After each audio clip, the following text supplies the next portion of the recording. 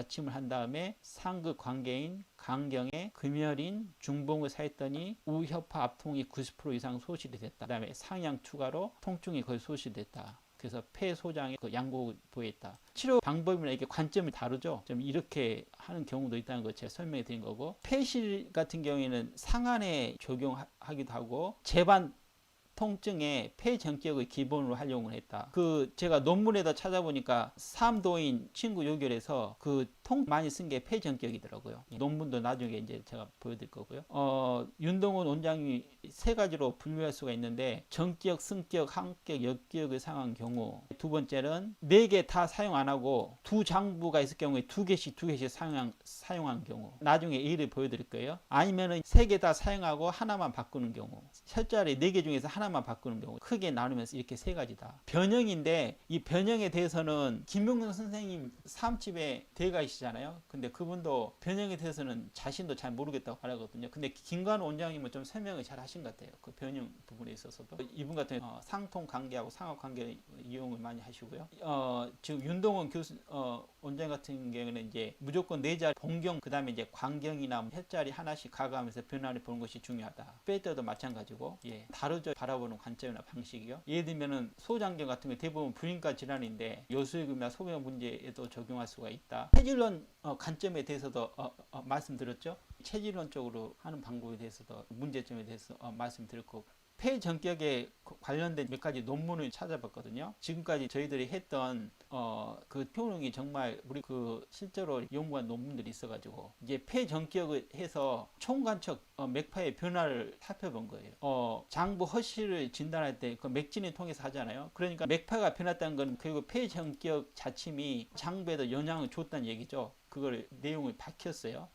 그래서 먼저 폐 생리에 대해서 좀 이렇게 이게 장상학 있죠. 한방 원리, 그 다음에 피부 조리 방어 기능 설명한다. 심, 간, 비, 신 등 다른 장의 주혈, 장혈, 통혈, 그 다음에 납기 작용은 모두 각 장부의 기가 발휘되는 작용이므로 혈이 생성되고 운행하는 모든 과정은 기의 상호 과정을 통해 이루어진다. 종합하면 폐 기능의 변화는 폐 자체의 증상으로만 나타나는 것이 아니라 모든 장부에 나타날 수 있을 것으로 추측해 볼 수 있다. 따라서 사암침법 중 폐전격을 자침할 경우 폐의 기능이 활성화될 것으로 추측해 볼 수 있으며, 이러한 변화는 기혈과 장부의 변화뿐만 아니라 맥의 변화로도 표현됐을 것이라는 생각에서 시험을 시행했다. 시행해 보니까 변했다는 거죠. 결과론적으로 보면은 40명을 대조군으로 나눠가지고 양방학적 심장 수축력이나 이런 부분을 쭉 하니까 총간척 장부 배속에 있어서 좌측 폐와 상생 관계 있는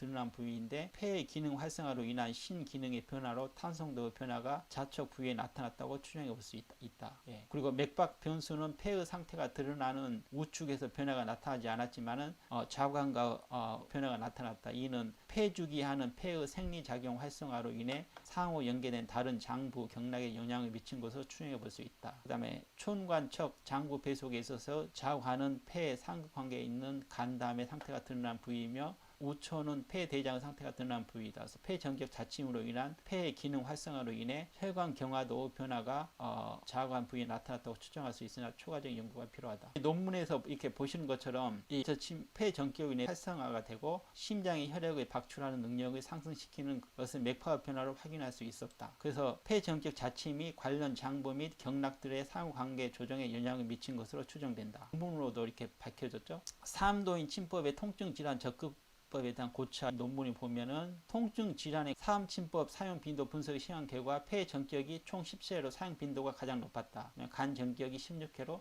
높은 빈도를 활용되었다. 그리고 사용된 처방을 구체적으로 살펴보면은 폐 전격은 총 17회 활용됐는데, 폐허, 심폐구허 인한 협통 5회, 폐능으로 인한 두통, 폐상으로 인한 요통, 폐약으로 인한 통풍에 각각 4회 활용.